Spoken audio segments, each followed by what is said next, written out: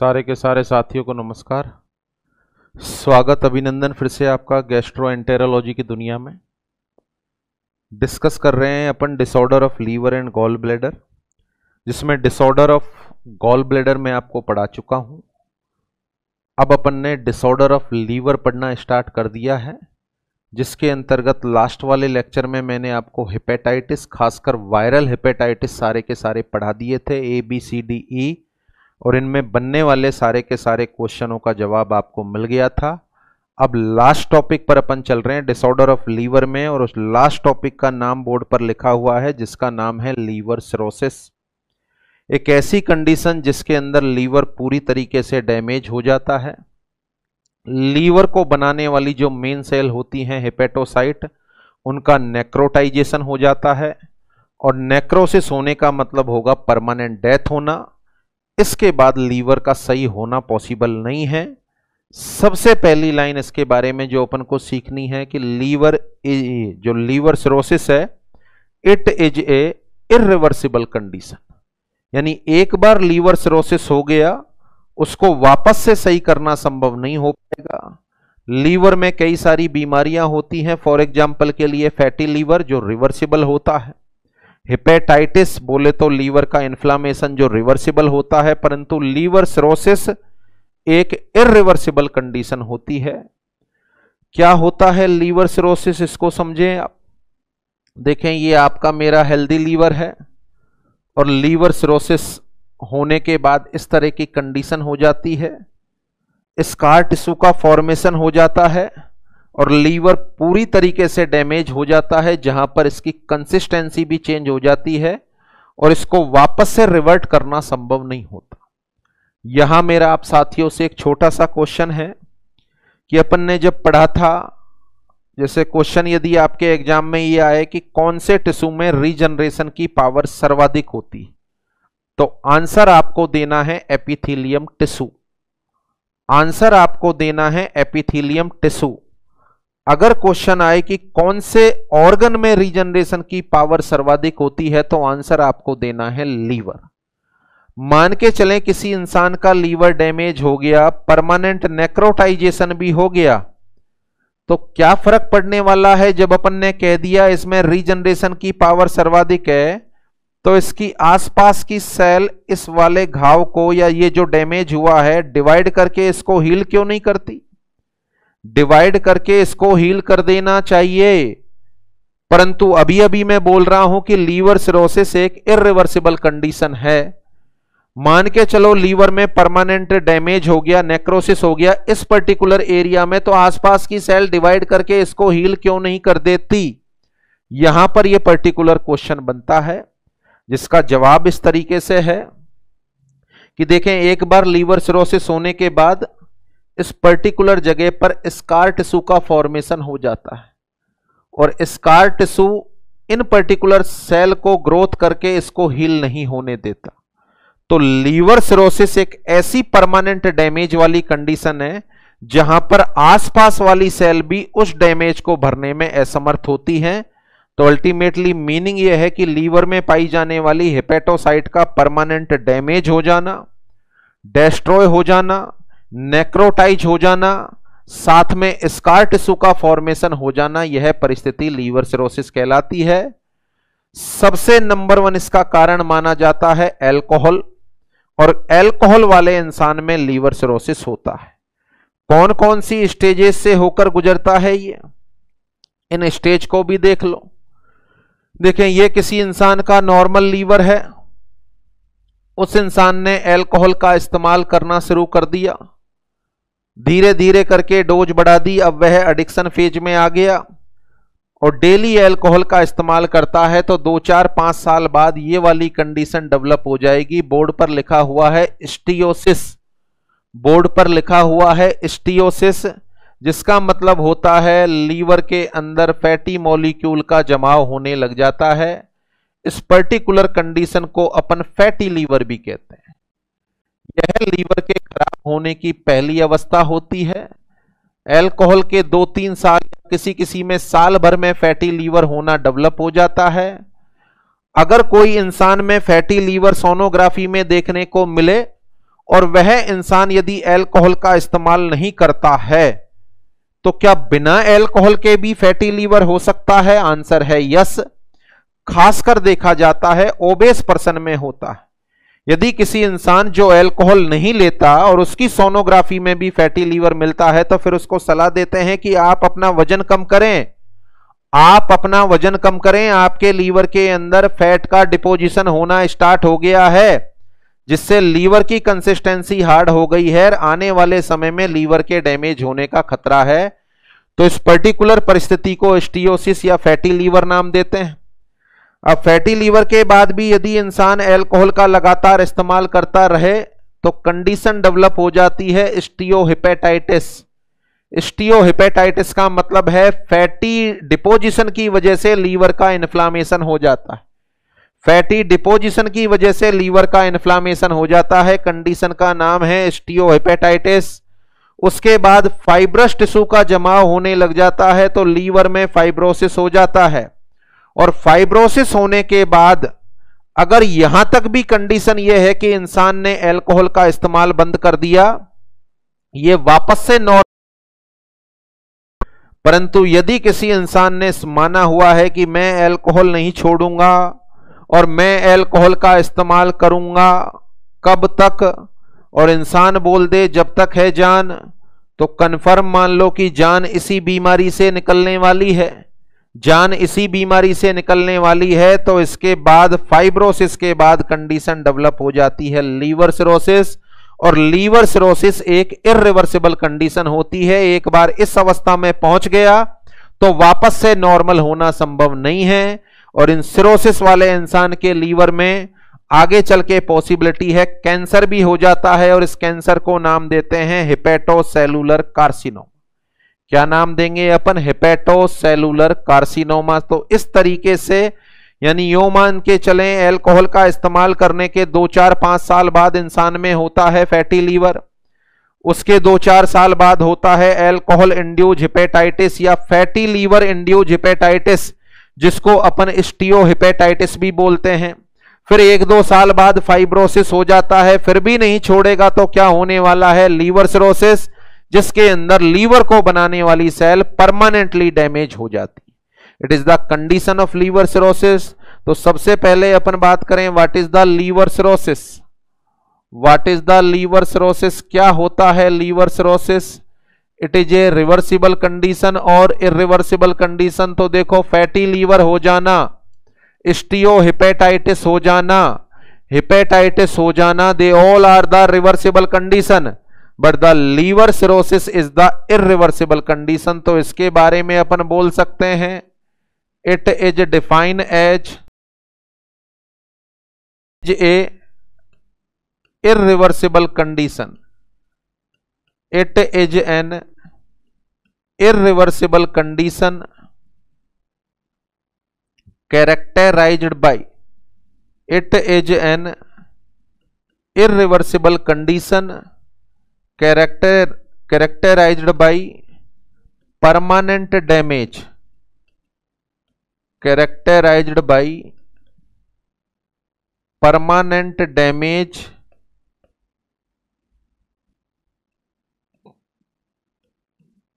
और नेक्रोसिस। किसका permanent damage हो जाएगा या नेक्रोसिस हो जाएगा? आंसर है हेपेटोसाइट का, of hepatocyte, of hepatocyte with scar tissue formation, with scar tissue formation. देखें, ये स्कार जो बनता है इसी की वजह से यह रीजनरेट नहीं कर पाता।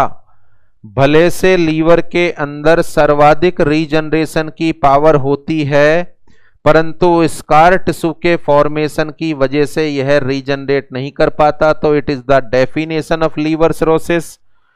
क्या लिखा है सामने? It is an irreversible condition characterised by permanent damage और necrosis of hepatocyte with scar tissue formation. क्यों हो जाता है लीवर सिरोसिस?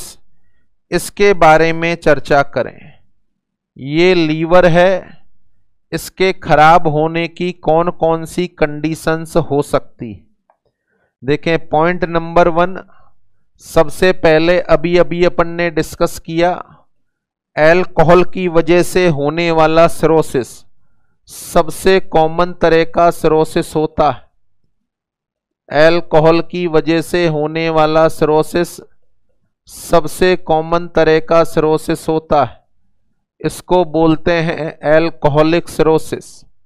इसको नाम देते हैं अल्कोहलिक सिरोसिस। देखें, इसको ऐसे समझें कि भगवान ने अपनी बॉडी के अंदर जितने भी ऑर्गन बनाए हैं उन सभी का सीमित काम दिया कि ये काम इनको करना है। अब अल्कोहल कोई इंसान ले रहा है, इसका मतलब वो मेटाबोलाइज होने के लिए लीवर में जा रही है। लीवर में उसका जाना, इसका मतलब लीवर पर दबाव बढ़ गया, लीवर को नॉर्मल से ज्यादा काम करना पड़ रहा है। और ये नॉर्मल से ज्यादा काम 2, 4, 5, 10, 15 साल तक करेगा तो कॉमन सेंस की बात है लीवर डैमेज हो जाएगा। कोई भी ऑर्गन जरूरत से ज्यादा काम करेगा तो वो डैमेज होने की संभावना होगी। तो जो सबसे कॉमन कॉज माना जाता है, पहला ही क्वेश्चन हिस्ट्री के अंदर फिजिशियन पूछता है क्या आप अल्कोहल का इस्तेमाल करते हैं, तो वहां पर मैक्सिमम का आंसर होता है यस। तो कई बार आपके एग्जाम में पूछा गया क्वेश्चन है, which of the following are most common type of cirrhosis, which of the following are most common type of cirrhosis, सबसे कॉमन तरह का सिरोसिस कौन सा होगा।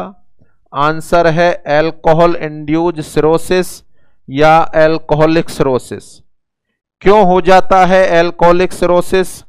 अल्कोहल के लगातार इस्तेमाल करने की वजह से सबसे पहले फैटी लीवर होता है। इंसान मान जाए तो ठीक है, नहीं तो अल्कोहल इंड्यूस्ड हेपेटाइटिस हो जाता है। फिर भी मान जाए तो ठीक है, नहीं फाइब्रोसिस हो जाता है। और फिर भी नहीं माने तो अंतिम अवस्था लीवर सिरोसिस होती है, क्योंकि लीवर से लगातार लंबे समय तक आप नॉर्मल से ज्यादा काम ले रहे हो। एक तो फैट का इमल्सिफिकेशन का काम कर रहा है, सीक्रेशन कर रहा है, एक्सक्रीशन कर रहा है, डिटॉक्सिफिकेशन कर रहा है, साथ में अल्कोहल का काम भी लीवर को दे दिया, तो लीवर डैमेज हो जाएगा। तो यहां पर अपन बात करेंगे, इसका कारण होगा प्रोलॉन्ग्ड यूज। ऐसा नहीं कि 1-2 दिन अल्कोहल लेने से सिरोसिस हो जाएगा, बट हाँ लंबे समय तक अल्कोहल के इस्तेमाल से सिरोसिस हो जाएगा। तो इसका कारण है prolong use of excessive alcohol, लंबे समय तक बहुत ज्यादा मात्रा में अल्कोहल का इस्तेमाल करना, लंबे समय तक बहुत ज्यादा मात्रा में अल्कोहल का इस्तेमाल करना एग्जाम पॉइंट ऑफ व्यू से बेहद जरूरी। 4 तरह के सिरोसिस में सबसे कॉमन तरह का सिरोसिस कौन सा है? आंसर है alcoholic cirrhosis. Come on to the next, number 2। मान के चले इंसान को सिरोसिस हो गया और वो कह दे कि मैंने तो अल्कोहल को आज तक हाथ भी नहीं लगाया। फिर अगले क्वेश्चन अपने क्या होते हैं? अगले क्वेश्चन अपने उससे होते हैं, क्या आपको बार बार पी लिया का एपिसोड आया? वो बताता है कि हां आया। फिर अपन उसका ब्लड सैंपल लेते हैं और हेपेटाइटिस बी, सी और डी की जांच कराते हैं। अपन उसका ब्लड सैंपल लेते हैं और ब्लड सैंपल लेने के बाद अपन हेपेटाइटिस बी, सी और डी की जांच कराते हैं। अगर अल्कोहल हिस्ट्री में नहीं है तो कंफर्म मान लो इन तीनों में से एक मिलेगा। लास्ट लेक्चर में अपन ने डिस्कस कर लिया था कि ये तीनों लीवर का क्रॉनिक इन्फ्लामेशन कॉज करते हैं और क्रॉनिक इन्फ्लामेशन से लीवर के डैमेज होने की संभावना बढ़ जाती है। तो इन तीनों वायरस की वजह से लीवर में कौन कौन से नुकसान हो सकते हैं? 2, या तो लीवर सिरोसिस हो जाएगा या फिर लीवर कार्सिनोमा हो जाएगा। तो इनसे हो सकता है लीवर सिरोसिस। ये तीनों की जांच अपन ने कराई, रिपोर्ट आई नेगेटिव। अब इनसे भी नहीं हो रहा, फिर अपना अगला काम होता है, क्या आप किसी बीमारी से ग्रसित हैं और क्या आप कोई दवाइयों का इस्तेमाल कर रहे हैं? तो मरीज बताता है कि हां मैं पिछले 7 सालों से गठिया से ग्रसित हूं, आर्थराइटिस मुझे है और मैं सुबह दोपहर शाम डाइक्लोपेरा ले रहा हूं, सुबह दोपहर शाम 7 सालों से डाइक्लोपेरा ले रहा हूं। देखो दवाइयां ले रहा है, 7 साल हो गए। पैरासीटामोल पर क्लियरली लिखा आता है कि यह लीवर के लिए नुकसानदायक है और इसको तो 7 साल हो गए। इसका मतलब लंबे समय से कौन सी दवाइयों का इस्तेमाल कर रहा है? हेपेटोटॉक्सिक ड्रग्स का। कौन सी दवाइयों का इस्तेमाल कर रहा है? हेपेटोटॉक्सिक ड्रग का। बोले तो excessive use of hepatotoxic drug. Paracetamol को 5, 7, 10 साल तक लगातार खाने पे भी लीवर खराब हो सकता है, क्योंकि इसका मेटाबॉलिज्म भी लीवर में हो रहा है। जब अल्कोहल से खराब हो सकता है तो पैरासीटामोल से भी हो सकता है, इन तीनों वायरस से भी हो सकता है। इनसे होने वाले लीवर सिरोसिस को अपन नाम देते हैं पोस्ट नेक्रोटिक सिरोसिस। इनसे होने वाले लीवर सिरोसिस को अपन नाम देते हैं पोस्ट नेक्रोटिक सिरोसिस। तो देखें, पहला हो गया alcoholic cirrhosis due to the excessive use of alcohol for prolong time. दूसरा हो गया post necrotic cirrhosis, it may be caused by hepatitis B, C और डी, या फिर excessive use of hepatotoxic drug. Paracetamol या NSAID जैसी दवाइयों का लंबे समय तक इस्तेमाल करने से भी लीवर सिरोसिस होने की संभावना होती है। मान के चलें वो कहे कि मैं तो दवाइयों का भी इस्तेमाल नहीं कर रहा डॉक्टर साहब, मैं तो दवाइयों का भी इस्तेमाल नहीं कर रहा, मैं तो अल्कोहल का इस्तेमाल भी नहीं कर रहा, उसकी हेपेटाइटिस बी, सी और डी की रिपोर्ट भी नेगेटिव आई है। अब आप क्या करना चाहोगे? अब आप क्या करना चाहोगे? अगला स्टेप क्या होगा? अपन इसकी सोनोग्राफी कराएं। अपन इसकी सोनोग्राफी कराएं। सोनोग्राफी के अलावा बिलियरी सिस्टम की MRI कराएं। देखो, लीवर से निकलता है बाइल और बाइल निकलता है कॉमन बाइल डक्ट में। हो सकता है यहां कहीं रुकावट हो पिछले 5-10 सालों से, कॉमन बाइल डक्ट में रुकावट हो, या इसमें नहीं है तो हेपेटिक डक्ट में रुकावट हो, या हेपेटोपेनक्रिएटिक डक्ट में रुकावट हो। इनका पता लगाना है तो नंबर 1 सोनोग्राफी करा लो, इनसे नहीं पता चलता तो MRI करा लो, फिर भी पता नहीं चले तो ERCP करा लो। आपको 100% रुकावट मिलना पॉसिबल है। इसका मतलब है पिछले 5-10 सालों से बिलियरी सिस्टम में रुकावट थी, उसकी वजह से लीवर पर लगातार दबाव बढ़ा और लीवर अंततः डैमेज हो गया। तो बिलियरी सिस्टम में खराबी की वजह से लीवर डैमेज हो गया। बिलियरी सिस्टम में खराबी की वजह से लीवर डैमेज हो गया, और बिलियरी सिस्टम में खराबी की वजह से लीवर का डैमेज होना, इस पर्टिकुलर सिरोसिस को अपन नाम देंगे बिलियरी सिरोसिस। इस पर्टिकुलर सिरोसिस को अपन नाम देंगे बिलियरी सिरोसिस। बिलियरी सिरोसिस का मतलब है when there is any obstruction in extra hepatic biliary system. There is any obstruction, कोई ना कोई रुकावट है। When there is any obstruction, किसमें रुकावट है? एक्स्ट्रा हेपेटिक बिलियरी सिस्टम में। When there is any obstruction to extra hepatic biliary system. Extra hepatic biliary system में रुकावट को देखना है तो क्या कर लो आप? रुकावट को देखना है तो क्या कर लो आप? सोनोग्राफी करा लो, MRI करा लो, ERCP करा लो, उनसे रुकावट का पता चल जाएगा। फिर अब वो अल्कोहल भी नहीं लेता, हेपेटाइटिस भी नेगेटिव है, दवाइयां भी नहीं लेता, तो इस रुकावट की वजह से पिछले 8-10 सालों से लीवर पर दबाव बढ़ा हुआ है, और इस रुकावट की वजह से, बिलियरी सिस्टम में रुकावट की वजह से लीवर खराब हो गया। इस सिरोसिस को अपन नाम देंगे बिलियरी सिरोसिस। अब ये सारी जांच कराने के बाद भी रिपोर्ट आती है नेगेटिव। ये सारी की सारी जांच कराने के बाद भी यदि रिपोर्ट मिलती है नेगेटिव, अब बताओ क्या संभावना है? बिलियरी सिस्टम भी बिल्कुल क्लियर है, हेपेटाइटिस का वायरस भी नहीं है, दवाइयां भी नहीं लेता, अल्कोहल भी नहीं लेता, तो फिर अगला अपन माइंड लगाते हैं कि कहीं इसके हार्ट में तो कोई समस्या नहीं है, कहीं इसके हार्ट में तो कोई समस्या नहीं है। और देखें हार्ट में कौन सी समस्या होना संभावित है।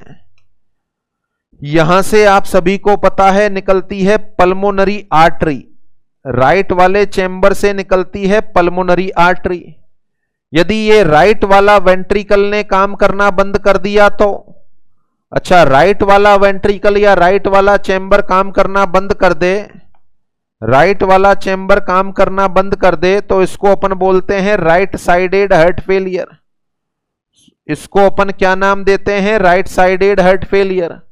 अच्छा राइट साइडेड हार्ट फेलियर है इस इंसान को तो दबाव बढ़ेगा सुपीरियर वीना कावा और इंफीरियर वीना कावा में। दबाव कहां पर बढ़ेगा? सुपीरियर वीना कावा और इंफीरियर वीना कावा में। आपको भली भांति पता है कि इंफीरियर वीना कावा में सबसे ज्यादा ब्लड कौन डालता है? आंसर है हेपेटिक वेन। सबसे ज्यादा ब्लड कौन डालता है? आंसर है हेपेटिक वेन। हेपेटिक वेन कहां से आती है? लीवर से।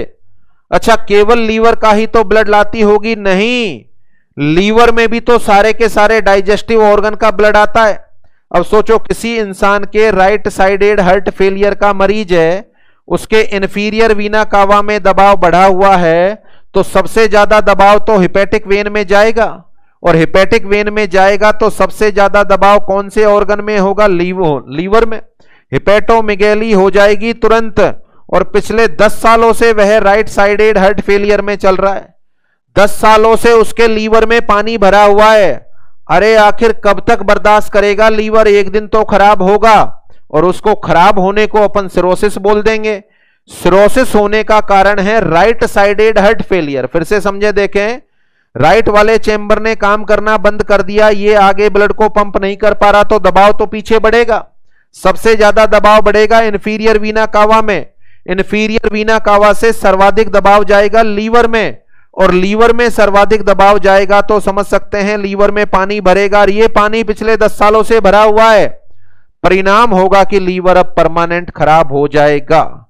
परिणाम होगा लीवर परमानेंट खराब हो जाएगा। सोचो आप, लीवर खराब हो गया, हार्ट की वजह से खराब हो गया। लीवर खराब हो गया इस वजह से खराब हो गया क्योंकि इंसान का हार्ट अच्छे से काम नहीं कर रहा था। इसका मतलब है इंसान को सिरोसिस हो गया। इंसान को सिरोसिस हो गया। सिरोसिस होने का कारण है हार्ट में खराबी, और हार्ट में खराबी होने की वजह से लीवर सिरोसिस होना। इस अवस्था को नाम देते हैं कार्डियक सिरोसिस। कार्डियक सिरोसिस का कारण क्या होगा? राइट वाला हार्ट फेलियर या लेफ्ट साइडेड हार्ट फेलियर। कारण अपन देंगे due to the right sided heart failure.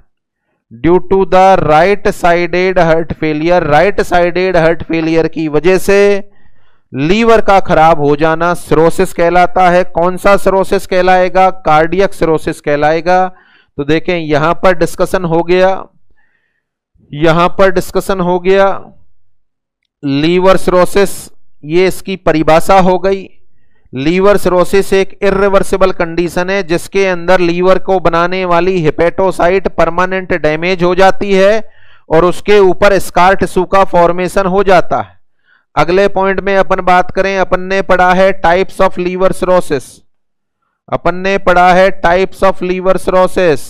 कौन कौन से तरह का होता है लीवर सिरोसिस? आंसर है 4 तरह का होता है। टाइप्स और इटियोलॉजी हो गई, टाइप्स ऑफ और इटियोलॉजी हो गई। कौन कौन से तरह का? नंबर 1 एल्कोहलिक सिरोसिस, ज्यादा मात्रा में लंबे समय तक एल्कोहल का इस्तेमाल करने की वजह से।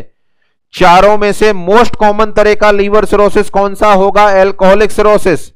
दूसरा होता है पोस्ट नेक्रोटिक सिरोसिस, जिसका कारण होता है हेपेटाइटिस बी सी डी का इन्फेक्शन या बहुत ज्यादा मात्रा में हेपेटोटॉक्सिक दवाइयों का इस्तेमाल करना। इसके अलावा बिलियरी सिस्टम में किसी तरह की रुकावट की वजह से होने वाला सिरोसिस बिलियरी सिरोसिस, और राइट साइडेड हार्ट फेलियर वाले मरीज में होने वाले सिरोसिस को नाम देंगे अपन कार्डियक सिरोसिस। इटियोलॉजी देखो बहुत सिंपल हो गई। What is the etiology of liver cirrhosis?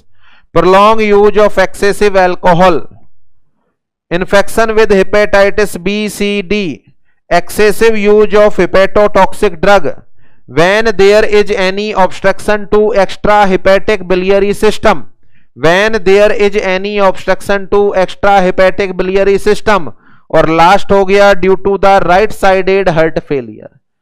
Definition हो गई, टाइप ऑफ लीवर सिरोसिस हो गया, एटियोलॉजी ऑफ लीवर सिरोसिस हो गई। मेरे हिसाब से यहां तक समझ में आ गया। एक क्वेश्चन बार बार पूछा जाता है, the most important cause of liver cirrhosis, answer is alcohol. अब लीवर सिरोसिस वाला मरीज कौन कौन से सिम्टम शो करने वाला, देखें लीवर सिरोसिस वाला मरीज कौन कौन से सिम्टम शो करने वाला। मैनिफेस्टेशन ऑफ लीवर सिरोसिस, किसी इंसान का लीवर परमानेंट डैमेज हो गया, किसी इंसान का लीवर परमानेंट डैमेज हो गया, स्कार टिश्यू फॉर्मेशन हो गया, 30-40% लीवर इंसान का डैमेज हो गया, तो लीवर सिरोसिस के शुरुआती अवस्था में कौन कौन से सिम्टम अपीयर होंगे? आंसर है एनोरेक्सिया, नोजिया, वोमिटिंग। ये आपके एग्जाम में कई बार पूछा गया क्वेश्चन है। The primary symptom of liver cirrhosis, the primary symptom of liver cirrhosis, answer है एनोरेक्सिया, नोजिया, वोमिटिंग। जैसा कि आपको पता है कि लीवर सिरोसिस का मतलब है लीवर डैमेज हो गया, तो जिस बिलीरुबिन को लीवर अपने शरीर से डेली एलिमिनेट करता है, क्या वर्तमान में भी एलिमिनेट करना पॉसिबल हो रहा है लीवर के द्वारा? नहीं हो रहा। इसका मतलब ऐसे इंसान के शरीर में बिलीरुबिन का लेवल बढ़ेगा, और बिलीरुबिन का लेवल बढ़ना कौन सी कंडीशन कॉज करेगा? आंसर है जॉन्डिस कॉज करेगा। आपके मेरे ब्लड में पाए जाने वाले plasma protein albumin, globulin, fibrinogen, तीनों का निर्माण लीवर में होता है, तीनों का स्टोरेज भी लीवर में होता है। लीवर खराब हो गया तो तीनों का बनना बंद हो गया। जब तीनों का बनना बंद हो गया और खासकर एल्बुमिन का बनना बंद हो गया, तो गौर फरमाओ ब्लड का ऑस्मोटिक प्रेशर कम होगा, और ब्लड का ऑस्मोटिक प्रेशर कम होगा तो लीक होगा, और पूरी बॉडी में एडिमा हो जाएगा। तो लीवर के खराब होने पर एल्बुमिन की कमी की वजह से कौन सी समस्या डेवलप होने वाली है? आंसर है पेरिफेरल एडिमा, आंसर है पेरिफेरल एडिमा। आगे बढ़े। सारे के सारे क्लॉटिंग फैक्टर का निर्माण कहां पर होता है? लीवर में होता है। विटामिन के का स्टोरेज कहां पर होता है? लीवर में होता है। थ्रोम्बोपोएटिन कहां से रिलीज होता है? लीवर से होता है। सोचो, लीवर खराब है, शरीर में क्लॉटिंग फैक्टर हो गए कम।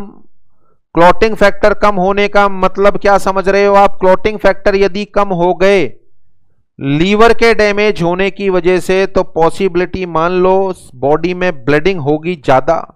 थ्रोम्बोसिस भी कम हो गया तो प्लेटलेट के नंबर भी कम हो गए। तो यहां पर पॉसिबल हो सकता है इंसान को बार बार नोज से ब्लीडिंग होने लग जाए, बोले तो एपिस्टेक्सिस होने लग जाए इंसान में, या ओरल कैविटी में, या स्टोमक में, या इंटेस्टाइन में ब्लीडिंग होने लग जाए। तो इंसान में, लीवर सिरोसिस वाले इंसान में ब्लीडिंग टेंडेंसी इंक्रीज हो जाती। लीवर सिरोसिस वाले इंसान में ब्लीडिंग टेंडेंसी इंक्रीज हो जाती। क्योंकि लीवर खराब हो गया तो ग्लोबुलिन का बनना भी इंपेयर्ड हो गया। लीवर खराब हो गया तो ग्लोबुलिन का बनना भी इंपेयर्ड हो गया। देखें, ग्लोबुलिन का बनना इंपेयर्ड हुआ, इसका मतलब है एंटीबॉडी का निर्माण भी कम होगा। तो जिन इंसानों का लीवर खराब है उनको बार बार नेजल इन्फेक्शन, थ्रोट में इन्फेक्शन, लंग्स में इन्फेक्शन, स्टोमक में, इंटेस्टाइन में इन्फेक्शन, यूटीआई होना, बार बार इन्फेक्शन होगा, क्योंकि बॉडी में एंटीबॉडी का लेवल कम हो गया है, ग्लोबुलिन प्रोटीन का निर्माण कम हो गया है। तो जिनका लीवर खराब है ऐसे इंसानों में रिस्क ऑफ इन्फेक्शन बढ़ जाती, ऐसे इंसानों में रिस्क ऑफ इन्फेक्शन इंक्रीज हो जाती है। तो there is a increase risk of infection. इसके अलावा एमाइनो एसिड लीवर में भरे पड़े, ग्लाइकोजन लीवर में भरा पड़ा है, फैटी एसिड लीवर में भरे पड़े हैं, जब ऑर्गन को जरूरत होती है तो लीवर ही तो सप्लाई करता है। अच्छा, होल बॉडी को न्यूट्रिएंट की सप्लाई लीवर के माध्यम से होती है तो बोन मैरो को भी होती है, बोन मैरो को भी होती है। अच्छा, बोन मैरो को परफ्यूजन या न्यूट्रिशन मिलना कम हो गया क्योंकि लीवर खराब हो गया। इसका मतलब क्या इंसान का बोन मैरो बेहतर तरीके से काम कर पाएगा? नहीं कर पाएगा। अच्छा, क्या काम करता है बोन मैरो? तीनों की तीनों ब्लड सेल का निर्माण करता है। क्या काम करता है बोन मैरो? तीनों की तीनों ब्लड सेल का निर्माण करता है। आरबीसी, डब्ल्यूबीसी और प्लेटलेट, तीनों का निर्माण कम हो जाएगा। जब उसको खाना पीना ही नहीं मिलेगा तो तीनों का निर्माण कम हो जाएगा, और तीनों का निर्माण कम होना decrease the number of all type of blood cell. The condition is known as pancytopenia. The condition is known as pancytopenia. इंसान में पेनसाइटोपिनिया डेवलप हो जाएगा। These all are the clinical feature presented by the patient with liver cirrhosis. कई बार, अनेकों बार आपके exam में पूछा गया question, the primary symptom of liver cirrhosis, answer is anorexia, nausea, vomiting. इसके अलावा यहां पर एक कंफ्यूजन मुझे लगता है, बाकी तो कोई कंफ्यूजन नहीं। लीवर खराब है यार, पीलिया तो होना ही होना है। पेरिफेरल एडिमा भी होगा क्योंकि एल्बुमिन कम हो गया। नोज से ब्लीडिंग होगी या जगह जगह ब्लीडिंग होगी क्योंकि विटामिन के कम हो गया, क्लोटिंग फैक्टर कम हो गए, थ्रोम्बोपोइटिन कम हो गया, ग्लोबुलिन कम हो गया, तो इन्फेक्शन की संभावनाएं बढ़ जाएंगी। यहां पर थोड़ा दिमाग कई बार अपन लगाते हैं कि यार लीवर खराब हुआ है तो केवल थ्रोम्बोपोइटिन तो कम हुआ है तो केवल थ्रोम्बोसाइटोपिनिया होना चाहिए। नहीं, ब्लड सेल का निर्माण कौन कर रहा है? Bone marrow. और बोन मैरो को खाना पीना तो चाहिए यार, अमाइनो एसिड भी चाहिए, फैटी एसिड भी चाहिए, ग्लूकोज ग्लाइकोजन भी चाहिए। ये सारे के सारे स्टोरेज पार्ट है अपना लीवर। तो लीवर इनकी सप्लाई नहीं कर पाएगा तो बोन मैरो बेहतर तरीके से काम नहीं कर पाएगा और वह ब्लड सेल का निर्माण नहीं कर पाएगा। जो स्टेम सेल पाई जाती है उसका प्रोलिफेरेशन नहीं होगा। इंसान के अंदर तीनों ब्लड सेल के काउंट कम हो जाएंगे, जिसको अपन बोलेंगे पेनसाइटोपिनिया। तो ये clinical feature of liver cirrhosis हो गए। अब देखें, क्लिनिकल फीचर तो इतने ज्यादा गंभीर नहीं है, पर लीवर सिरोसिस जानलेवा क्यों होता है 2-4-6 महीने तो इसका पता ही नहीं चलता। देखो, नॉर्मल से फीचर आ रहे हैं और खासकर कम से कम 3-4 महीने तो यही चलते हैं, तो पर्सन इग्नोर करता है। ये तो नॉर्मल सी बात है, खांसी जुकाम में भी हो जाते हैं ये तो। फिर जॉइंटिस होने लगता है तब भी लगता है नॉर्मल सी बात है, कभी कभार एपिस्टेक्सिस हो जाती है। इतने लीवर बहुत ज्यादा डैमेज हो चुका होता है, और लीवर जब बहुत ज्यादा डैमेज हो चुका होता है तो बहुत सारी समस्याएं सामने आती हैं। कौन कौन सी समस्याएं सामने आती हैं उन पर गौर करें आप। पूरा का पूरा जीआईटी अफेक्ट होता है। इसकी वजह से क्यों अफेक्ट होता है सुने आप। सबसे पहले स्मॉल इंटेस्टाइन जिसमें है ड्यूडीनम, स्मॉल इंटेस्टाइन जिसमें है ड्यूडीनम, इसके बाद जेजुनम और इसके बाद इलियम। इन सारे के सारे पार्ट से डीऑक्सीजनेटेड ब्लड को ले जाने के लिए जो पर्टिकुलर वेन निकलती है उस वेन का नाम है सुपीरियर मीजेंट्रिक वेन। क्या नाम है उस वेन का? Superior mesenteric when. कैसा ब्लड लेकर जाएगी यहां से? Deoxygenated blood. कैसा ब्लड लेकर जाएगी? क्या नाम है? Superior mesenteric when. अगले ऑर्गन पे चलो आप, जीआईटी का ही ऑर्गन स्प्लीन। स्प्लीन से डीऑक्सीजनेटेड ब्लड को ले जाने के लिए निकलती है स्प्लीनिक वेन। कौन सी वेन निकलती है? Splenic when. और स्प्लीनिक वेन आगे चलकर इसको ज्वाइन कर लेती है, और ज्वाइन करने के बाद ये बन जाती है पोर्टल वेन। ज्वाइन करने के बाद क्या बन जाती है? Portal vein. कौन कौन सी वेन आपस में मिली? आंसर है जी सुपीरियर मीजेंट्रिक वेन मिली, और स्प्लीन से निकलने वाली स्प्लीनिक वेन मिली। ये जो डायग्राम है किसका है? ये स्प्लीन का। ये किसका है? स्मॉल इंटेस्टाइन का। फिर आगे बढ़े आप, इसके बाद large intestine, caecum, ascending colon, transverse colon, descending colon, sigmoid colon, rectum और लास्ट में एनस। इससे भी डीऑक्सीजनेटेड ब्लड वापस जाता है। सेम इसी तरीके से स्टोमक से भी डीऑक्सीजनेटेड ब्लड वापस जाएगा। तो देखें यहां लार्ज इंटेस्टाइन से डीऑक्सीजनेटेड ब्लड को वापस ले जाने के लिए यहां से भी ब्लड वेसल एराइज होती हैं, वेन, और ये वेन या वेन्यूल आगे चलकर बना लेती हैं इंफीरियर मीजेंट्रिक वेन। कौन सी वेन बना लेती हैं? Inferior mesenteric when. और इंफीरियर मीजेंट्रिक वेन भी कहां खुल जाती है? आंसर है पोर्टल वेन में। कहां खुल जाती है? पोर्टल वेन में। आगे बढ़े, इसके बाद नेक्स्ट स्टोमक से भी वेन निकलती है। स्टोमक और ईसोफेगस के लोअर पार्ट से, विशेष तौर से गौर करना यहां पर, स्टोमक और ईसोफेगस के लोअर पार्ट से डीऑक्सीजनेटेड ब्लड को ले जाने वाली वेन का नाम है गैस्ट्रिक वेन। क्या नाम है? Gastric when. और यह गैस्ट्रिक वेन भी पोर्टल वेन को ज्वाइन कर लेती है। तो देखो ये हो गई inferior mesenteric when. Large intestine से कौन सी निकल रही है? Inferior mesenteric when.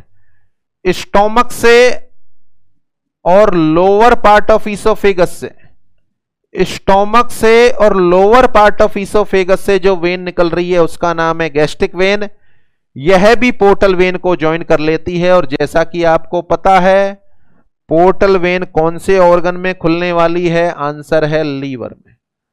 कौन से ऑर्गन में खुलने वाली है? आंसर है लीवर में।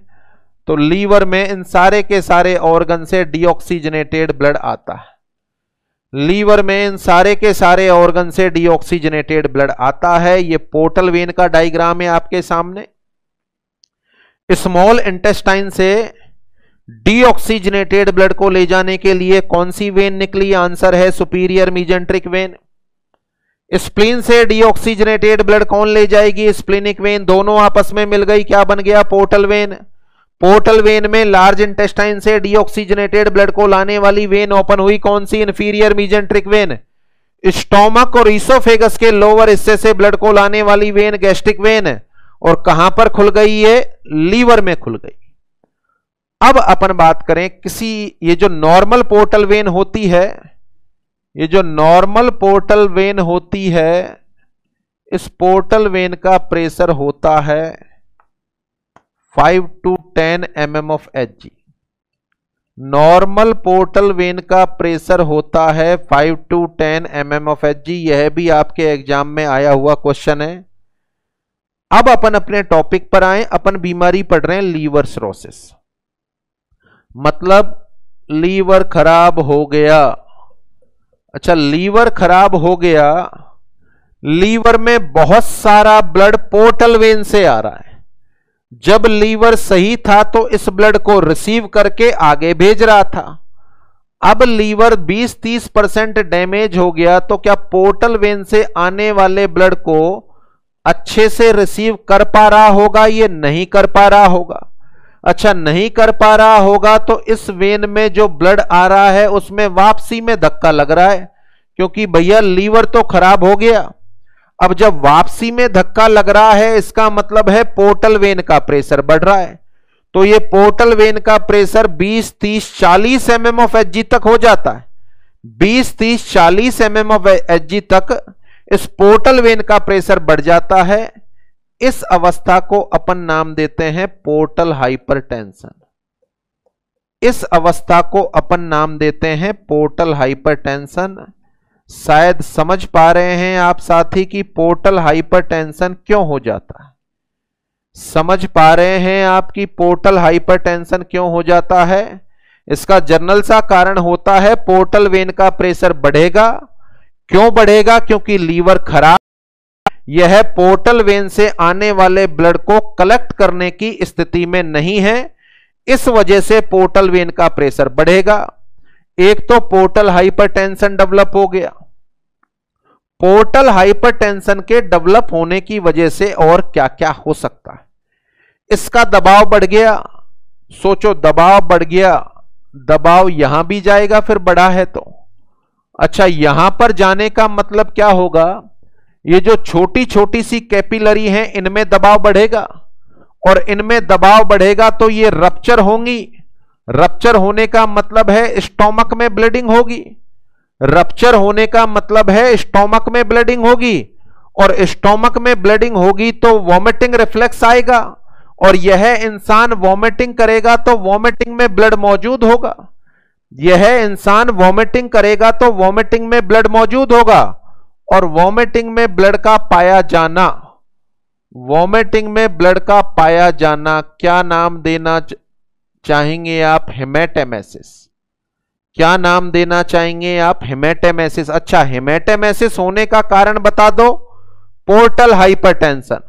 पोर्टल हाइपरटेंशन होने का कारण बता दो। Liver cirrhosis. लीवर सिरोसिस से पोर्टल हाइपरटेंशन हुआ। पोर्टल हाइपरटेंशन से पोर्टल वेन का प्रेशर बढ़ा।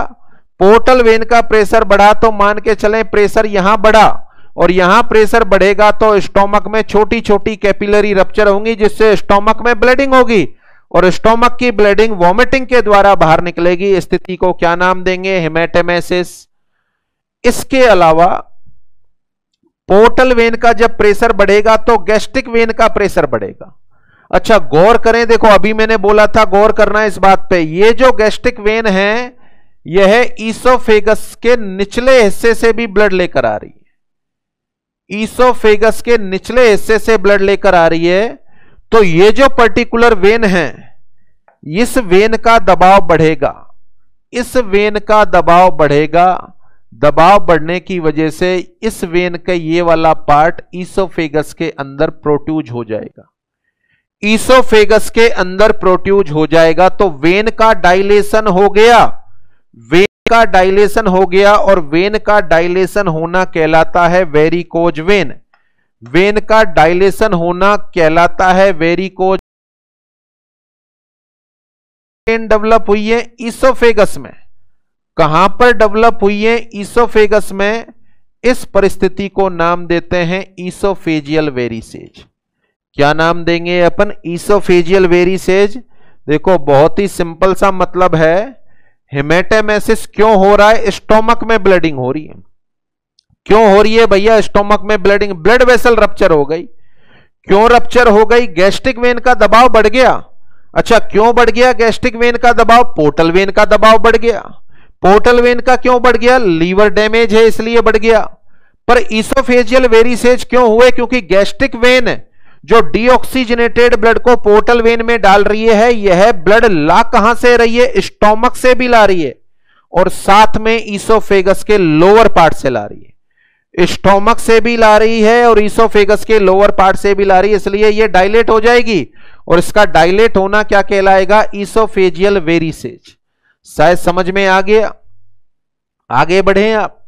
पोर्टल वेन का प्रेशर बढ़ रहा है, बहुत ज्यादा बढ़ा हुआ है, तो स्प्लीनिक वेन इधर ब्लड पहुंचा रही है, पीछे से धक्का लग रहा है, तो सारा ब्लड स्प्लीनिक वेन के द्वारा आगे नहीं जा पा रहा, तो यह यहां पर कलेक्ट होगा, दबाव बढ़ेगा कैपिलरी में, और स्प्लीन में पानी भर जाएगा, जिससे स्प्लीन का साइज बढ़ जाएगा, और स्प्लीन का साइज बढ़ना कंडीशन का नाम होगा स्प्लीनोमेगेली। स्प्लीन का साइज बढ़ना कंडीशन को क्या नाम देना चाहेंगे आप? स्प्लीनोमेगेली। Is that clear? क्यों हुआ स्प्लीनोमेगेली? क्यों हुआ? पानी भर गया स्प्लीन में। क्यों भर गया? क्योंकि स्प्लीनिक वेन का दबाव बढ़ा। क्यों बढ़ा स्प्लीनिक वेन का दबाव? पोर्टल वेन का दबाव बढ़ा, और पोर्टल हाइपरटेंशन की वजह से स्प्लीनोमेगेली हो गई। इसके अलावा जब दबाव यहां पर बढ़ेगा, लार्ज इंटेस्टाइन में भी बढ़ेगा, साथ में स्मॉल इंटेस्टाइन में भी बढ़ेगा। तो जब स्टोमक की कैपिलरी रप्चर हो रही है तो यहां की भी रप्चर होंगी, स्मॉल इंटेस्टाइन और लार्ज इंटेस्टाइन की भी रप्चर होंगी, और स्मॉल इंटेस्टाइन की सुपीरियर मेजेंट्रिक वेन की कैपिलरी रप्चर होंगी, ब्लीडिंग होगी, और स्टूल में पुराना ब्लड बाहर आएगा।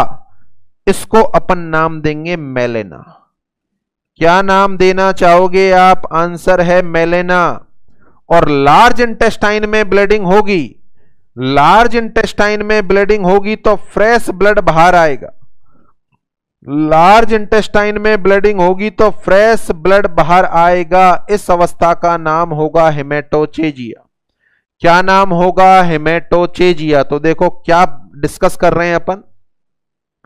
लीवर खराब हुआ, लीवर में पोर्टल वेन डीऑक्सीजनेटेड ब्लड को पुट डाउन कर रही है। जब लीवर खराब हो गया तो लीवर की अवस्था नहीं है कि यह पोर्टल वेन से सारे के सारे ब्लड को रिसीव कर ले। जब इसकी अवस्था नहीं होगी सारे के सारे ब्लड को रिसीव करने की, तो कंडीशन यह होगी कि पोर्टल वेन का प्रेशर बढ़ेगा। पोर्टल वेन का प्रेशर ज्यादा होना कंडीशन को क्या बोले, अच्छा नॉर्मल कितना होगा 5 से 10, और इसका 20-30 से ज्यादा हो जाए तो कंडीशन का नाम है पोर्टल हाइपरटेंशन। पोर्टल हाइपरटेंशन की वजह से क्या क्या हो सकता है? Number 1 haemorrhage. Number 1 haemorrhage. कौन कौन सी फॉर्म में होगा haemorrhage? Answer is haematemesis, melaena, haematochezia. Haematemesis, melaena, haematochezia. देखें ये इनिशियल फीचर होता है। लीवर खराब होने के बाद, शुद्ध हिंदी में बोलूं, खून की उल्टी होती है और स्टूल में ब्लड आता है। तो यहां नहीं पड़ा हुआ तो दिमाग काम करता है, यार लीवर खराब है तो स्टूल में ब्लड आना या वॉमिटिंग में ब्लड आने का क्या मतलब है? पोर्टल वेन की वजह से आता है। यानी इतनी ज्यादा वॉमिटिंग में ब्लड अल्सर में नहीं आता, पेप्टिक अल्सर में नहीं आता, उससे 3 गुना ज्यादा ब्लड लीवर सिरोसिस में आता है।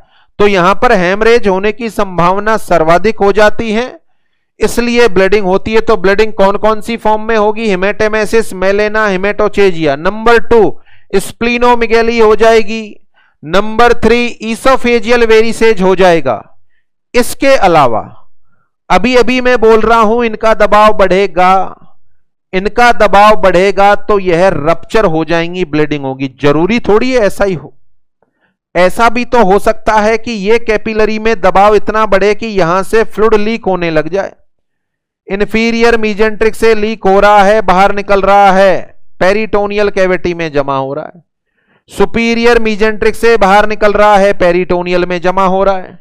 स्प्लीन से निकल रहा है, पेरिटोनियल कैविटी में जमा हो रहा है। स्टोमक से निकल रहा है, पेरिटोनियल कैविटी में जमा हो रहा है। तो पूरी पेरिटोनियल कैविटी में फ्लूइड का कलेक्शन हो जाएगा। और पेरिटोनियल कैविटी में पानी भरना, पेरिटोनियल कैविटी में पानी भरना कंडीशन को क्या नाम देंगे? अपन एसाइटिस। कंडीशन को क्या नाम देंगे? अपन एसाइटिस। यहां भी समझ रहे हो आप, एसाइटिस होने का कारण क्या है? Portal hypertension. एसाइटिस होने का कारण क्या है? Portal hypertension. अब इसको समराइज करके मैं बताऊं, ये जो टॉपिक अभी अपन डिस्कस कर रहे हैं, इस पर्टिकुलर टॉपिक का नाम है complication of liver cirrhosis. Particular topic का नाम है complication of liver cirrhosis. Liver cirrhosis के कौन कौन से कॉम्प्लिकेशन होंगे? लीवर सिरोसिस के कौन कौन से कॉम्प्लिकेशन होंगे? गौर करें आप, लीवर सिरोसिस के कॉम्प्लिकेशन में जो मेन कॉम्प्लिकेशन है वो है पोर्टल वेन का दबाव बढ़ जाएगा। पोर्टल वेन का दबाव बढ़ जाएगा। कॉम्प्लिकेशन को नाम देंगे अपन पोर्टल हाइपरटेंशन। कॉम्प्लिकेशन को नाम देंगे अपन पोर्टल हाइपरटेंशन। पोर्टल हाइपरटेंशन से क्या क्या हो सकता है? आंसर है नंबर 1 ब्लीडिंग होगी या हेमरेज होगा। ब्लीडिंग या हेमरेज होगा। अच्छा, कौन कौन सी फॉर्म में होगा? कौन कौन सी फॉर्म में होगा? आंसर अपन ने दिया है, अभी अभी समझा है। वॉमिटिंग में ब्लड आएगा, हेमेटेमेसिस। स्मॉल इंटेस्टाइन में ब्लीडिंग होगी तो ब्लड आएगा, बोले तो मेलेना। लार्ज इंटेस्टाइन में ब्लीडिंग होगी तो फ्रेश ब्लड आएगा, बोले तो हेमेटोचेजिया। क्या नाम देंगे अपन? हेमेटोचेजिया। आगे बढ़े आप। ब्लीडिंग के अलावा अभी अभी आपको बताया ये ईसोफेगस है, ये यहां से गैस्ट्रिक वेन की कुछ ब्रांचें जो ब्लड को वापस लेकर जा रही हैं। गैस्ट्रिक वेन की ब्रांच कहां खुल रही हैं? ये पोर्टल वेन में। जब इनमें दबाव बढ़ेगा तो ये यहां पर प्रोट्रूज हो जाएंगी और इनका यहां पर प्रोट्रूजन हो जाना, ईसोफेगस की में पाई जाने वाली वेन का डायलेशन हो जाना, कंडीशन का नाम है ईसोफेजियल वेरिसेज। कंडीशन का नाम है ईसोफेजियल वेरिसेज। ईसोफेजियल वेरिसेज डेवलप हो जाता है। उसके अलावा अपन आगे बढ़ें, सारे के सारे वेन से फ्लूइड लीक होगा और यह पेरिटोनियल कैविटी में भर जाएगा। पेरिटोनियल कैविटी में पानी भर जाना, कंडीशन को बोलेंगे एसाइटिस।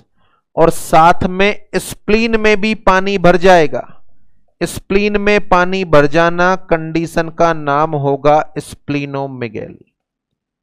कंडीशन का नाम होगा स्प्लीनोमेगैली।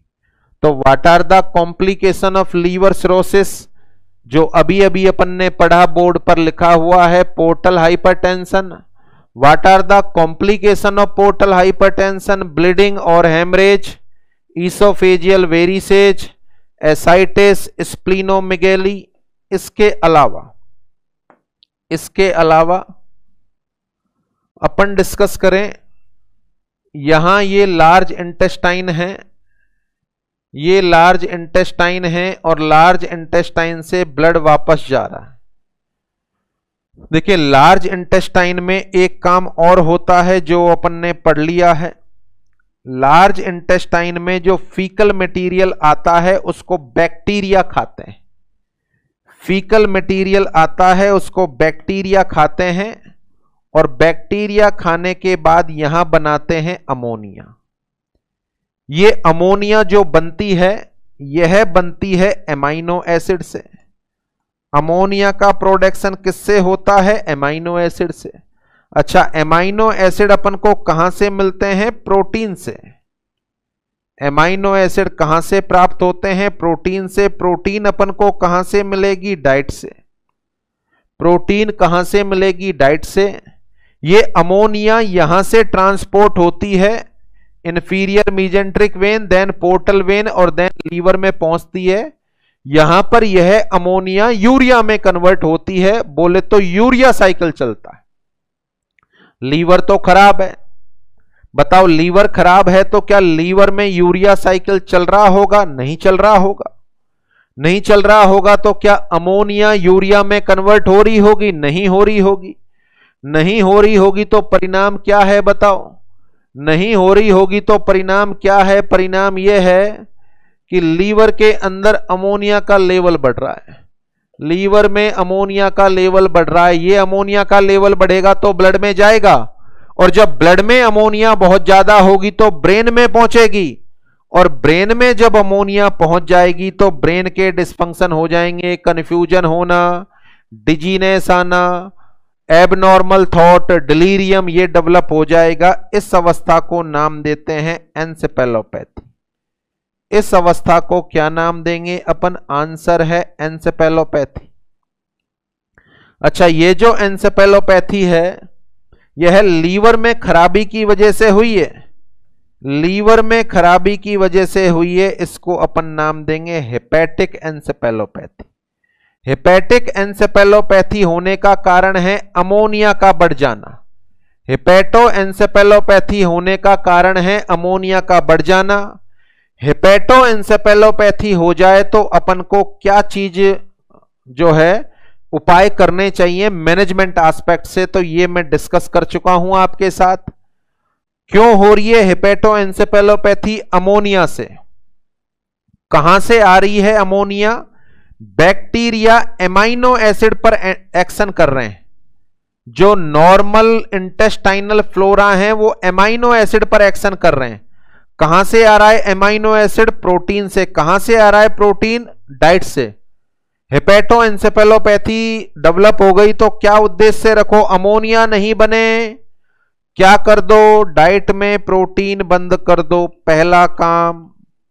नंबर 2, बैक्टीरिया बना रहे हैं, क्यों ना इसको मार दो, नियोमाइसिन दे दो, दूसरा काम। बैक्टीरिया को मारने के लिए क्या देंगे अपन? नियोमाइसिन देंगे, और साथ में एक सिरप देते हैं जो अमोनिया में H आयन को जोड़कर अमोनियम में कन्वर्ट करा देता है। अमोनिया अमोनियम में बन गई तो यह एब्जॉर्ब नहीं होगी। अमोनिया का अमोनियम में कन्वर्जन करा देता है, उस पर्टिकुलर सिरप का नाम है लैक्टुलोज। पर्टिकुलर सिरप का क्या नाम है? लैक्टुलोज। तो ये अपन डिस्कस कर चुके हैं। तो एक और कॉम्प्लिकेशन सामने आया, एक और कॉम्प्लिकेशन सामने आया जिसका नाम है हेपेटोएन्सेफेलोपैथी। क्या नाम है? हेपेटोएन्सेफेलोपैथी। उसके अलावा लास्ट कॉम्प्लिकेशन पर जाएं अपन। पोर्टल वेन का प्रेशर बढ़ा हुआ है, पोर्टल वेन का प्रेशर बढ़ा हुआ है, सीकम कॉलन, और ये लास्ट वाला हिस्सा मान लो एनस।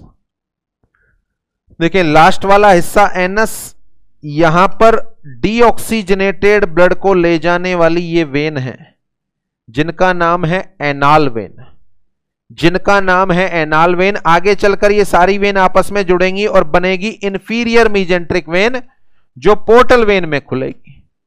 अब लीवर खराब हो गया तो पोर्टल वेन का प्रेशर बढ़ा, इंफीरियर मीजेंट्रिक वेन का भी प्रेशर बढ़ा, तो ये जो एनाल वेन है इनका भी प्रेशर बढ़ेगा, ये जो एनस में वेन है इनका भी प्रेशर बढ़ेगा। देखो गौर करो, ये एनस है, यहां की वेन का प्रेशर बढ़ा, प्रेशर बढ़ने के बाद यह भी हो सकता है यह भी एनल कैनाल में प्रोट्यूज हो जाए, यह भी एनल कैनाल में प्रोट्यूज हो जाए। इनका प्रोट्रूजन हो जाता है एनल कैनाल में, और इस अवस्था को नाम देते हैं अपन हेमरॉइड और पाइल्स।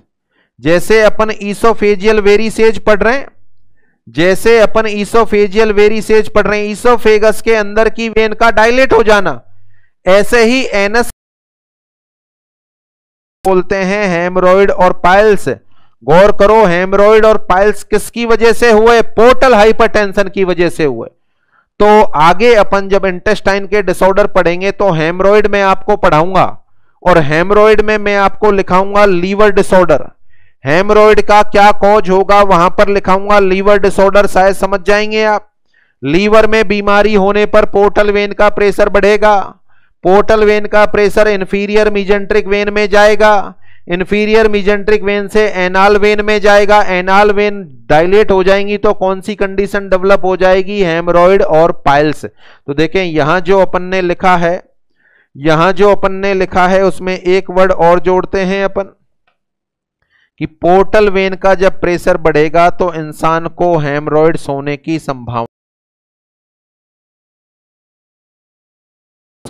संभावना हो।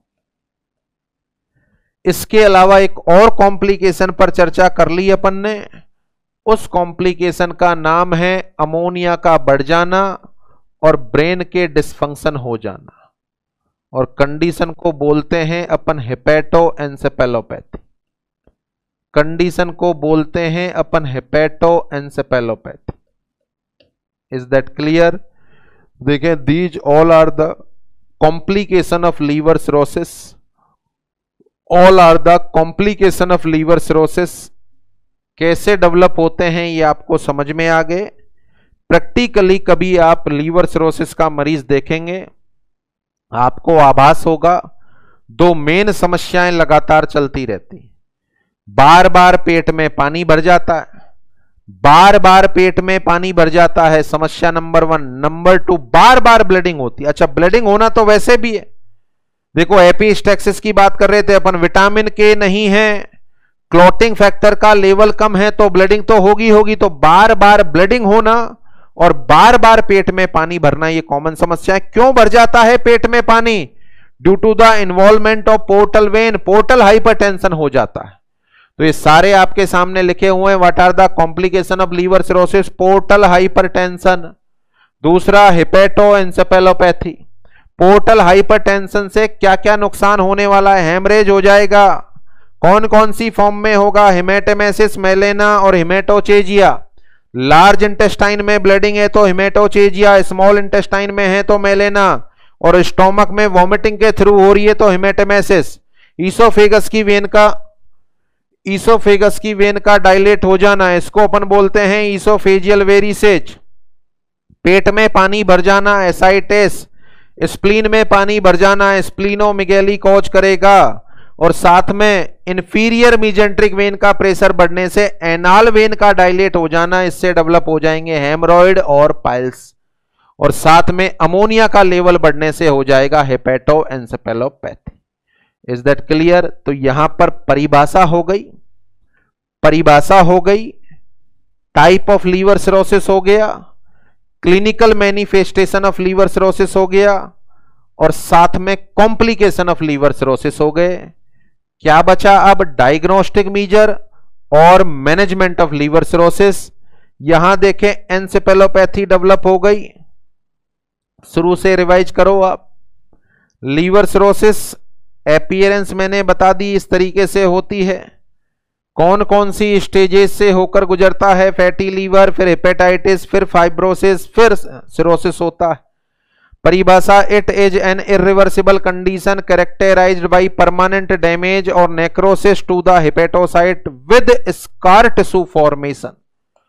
Next type of liver cirrhosis, post necrotic cirrhosis, biliary cirrhosis और cardiac cirrhosis. Etiology of liver cirrhosis, excessive use of alcohol, hepatitis B, C, D, excessive use of hepatotoxic drugs, any obstruction to extrahepatic biliary system or due to the right-sided heart failure.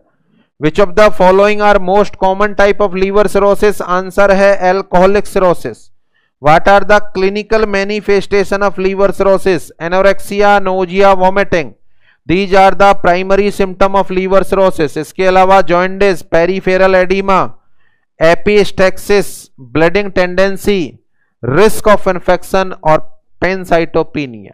इसके अलावा अगर इंसान में ammonia का level बढ़ रहा है तो फ्लैपी ट्रेमर डेवलप हो जाते हैं। फ्लैपी ट्रेमर डेवलप हो जाते हैं, इसका कारण है ब्रेन का इन्वॉल्वमेंट हो रहा है। आप मरीज से हाथ सीधा कराने की कहेंगे तो नहीं कर पाएगा। इस तरह के फ्लैपी ट्रेमर मरीज में महसूस होंगे और इन फ्लैपी ट्रेमर के लिए अपन एक शब्द इस्तेमाल करते हैं जिसका नाम है एस्ट्रेक्सिस। जिसका नाम है एस्ट्रेक्सिस। एस्ट्रेक्सिस होने का कारण मेनली अमोनिया बढ़ना है, क्योंकि देखो हाथों के मूवमेंट तो ब्रेन करा रहा है, वॉलंटरी करा रहा है या इनवॉलंटरी? इनवॉलंटरी। क्यों करा रहा है? शायद कुछ गड़बड़ हुई है। गड़बड़ किसने की है? अमोनिया ने। अमोनिया क्यों बढ़ गई? लीवर खराब होने की वजह से बढ़ गई। इसलिए अवस्था का नाम देते हैं, इस अवस्था को नाम देते हैं लीवर एस्ट्रेक्सिस। इस अवस्था को नाम देते हैं liver asterixis. Is that clear? अगली कंडीशन के बारे में अपन बात करें। लीवर बहुत सारे टॉक्सिक सब्सटेंस को बॉडी से एलिमिनेट कराने के लिए जरूरी। लीवर डैमेज हो गया तो बॉडी में बहुत सारे टॉक्सिक सब्सटेंस की वैल्यू बढ़ गई। इन टॉक्सिक सब्सटेंस की वजह से, ये टॉक्सिक सब्सटेंस जब अपने ब्लड में घूमते हैं तो बहुत सारे सल्फर लाइक सब्सटेंस बन जाते हैं, और ये सल्फर अपने लंग्स में आती है तो एक्सप्रेशन के द्वारा इसको निकाला जाता है, बोले तो एक्सक्रीट होती है। इसकी वजह से इंसान के ब्रेथ में फ्रूटी स्मेल आने लग जाती है। फ्रूटी स्मेल का मतलब, ये जो फ्रूटी स्मेल होगी ये फल के खराब होने पर, हिंदी में बोलूं तो सड़े हुए फल जैसी स्मेल आने लगेगी। इस अवस्था को नाम देते हैं फीटर हेपेटिकस। इस अवस्था को नाम देते हैं फीटर हेपेटिकस। देखें, फीटर हेपेटिकस और लीवर एस्ट्रेक्सिस दोनों का कारण फिर से सुन लें। अमोनिया का लेवल बढ़ गया, ब्रेन डैमेज हो गया, इसकी वजह से इंसान में हैंड में इस तरह के फ्लैपी ट्रेमर आते हैं। अमोनिया का लेवल बढ़ने की वजह से आ रहे हैं, इसको अपन बोलते हैं लीवर एस्ट्रेक्सिस। नाम है लीवर एस्ट्रेक्सिस। लीवर बहुत सारे टॉक्सिक सब्सटेंस को शरीर से बाहर निकालता है। चूंकि अब लीवर खराब हो गया तो अनेबल हो गया, इसकी वजह से बहुत सारे टॉक्सिक सब्सटेंस खासकर सल्फर अपने ब्लड में आ जाती है, जिसको लंग से बाहर निकाला जाता है। तो सड़े हुए फल जैसी स्मेल पर्सन के ब्रेथ में आती है, बैड ब्रेथ आने लग जाती है। इस अवस्था को नाम देते हैं फीटर हेपेटिकस। क्या नाम देते हैं? फीटर हेपेटिकस। इसके अलावा पर्टिकुलर जो पर्सन है, विटामिन के नहीं है, क्लॉटिंग फैक्टर नहीं है, बहुत वैल्यू कम है तो सिंपल वे में बोलूं तो पर्सन का ब्लड बेहद पतला हो गया, क्लॉटिंग फैक्टर की कमी हो गई, इसकी वजह से ब्लडिंग टेंडेंसी तो बढ़ी गई है। तो यहां पर इंसान में ब्लड के बहुत ज्यादा पतले होने की वजह से इन हिस्सों का एडिमा हो जाता है। तो पाम का एडिमा हो जो रेडनेस आ जाती, पाम में रेडनेस आ जाती है, तो इसको अपन बोलेंगे एरिथीमा इन पाम, यानी हथेली के अंदर रेडनेस डेवलप हो जाती है। डेवलप होने का कारण है, ज्यादा रेडिश होने का कारण कि यहां क्लॉटिंग फैक्टर की वैल्यू कम हो गई है, तो पाल्मनर एडिमा एरिथीमा डेवलप हो जाता है इंसान के अंदर। तो ये एडिशनल फीचर हैं। देखिए जो रेड में मार्क हैं ये इंपॉर्टेंट हैं, अलग से हैं। एनोरेक्सिया, नोजिया, वॉमिटिंग ये प्राइमरी सिम्टम होंगे। लीवर एस्ट्रेक्सिस, फ्लैपी ट्रेमर होंगे। फीटर हेपेटिकस, बैड ब्रेथ होगी, खासकर सल्फर की वजह से इसको निकालने में अनेबल हो गया लीवर। साथ में पाल्मनर एरिथीमा डेवलप हो जाएगा due to decrease in the vitamin K and clotting factor, जिससे रेडनेस डेवलप हो जाएगी और बोन मैरो को परफ्यूजन नहीं मिलेगा तो पानसाइटोपिनिया हो जाएगा। तो they all are the clinical manifestation of liver cirrhosis. They all are the clinical manifestation of liver cirrhosis. इसके बाद what are the complication of liver cirrhosis? Portal hypertension और हेपेटोएन्सेफेलोपैथी। हेपेटोएन्सेफेलोपैथी का इलाज क्या करेंगे ये अपन डिस्कस कर चुके हैं। उसके अलावा पोर्टल हाइपरटेंशन का क्या क्या इलाज कर सकते हैं, क्या इसका डायग्नोस्टिक मेजर होगा, ये डिस्कशन करना बाकी है। तो परिभाषा हो गई, टाइप हो गए, एटियोलॉजी हो गई, क्लिनिकल मैनिफेस्टेशन हो गए और कॉम्प्लिकेशन हो गए। क्या बच गया? Diagnostic measure of liver cirrhosis. और लास्ट में मैनेजमेंट ऑफ लीवर सिरोसिस। अब भली बात ही जानते हैं मैनेजमेंट तो कुछ है ही नहीं, लीवर सिरोसिस का मैनेजमेंट बेसिकली नहीं होता, केवल सिम्टोमेटिक होता है। तो क्या होगा सिम्टोमेटिक मैनेजमेंट और कौन कौन से डायग्नोस्टिक मेजर होंगे ये अपन फर्दर लेक्चर में डिस्कस करेंगे। Is that clear? तो आज के अभी के लिए इतना ही। पूरी उम्मीद कि आपको टोटली समझ में आ गया। फिर से मिलते हैं अपन नेक्स्ट लेक्चर में और इसका डायग्नोसिस और मैनेजमेंट पढ़ना स्टार्ट करेंगे। तो आज के अभी के लिए इतना ही। बहुत बहुत धन्यवाद आप साथियों का। Thanks to all.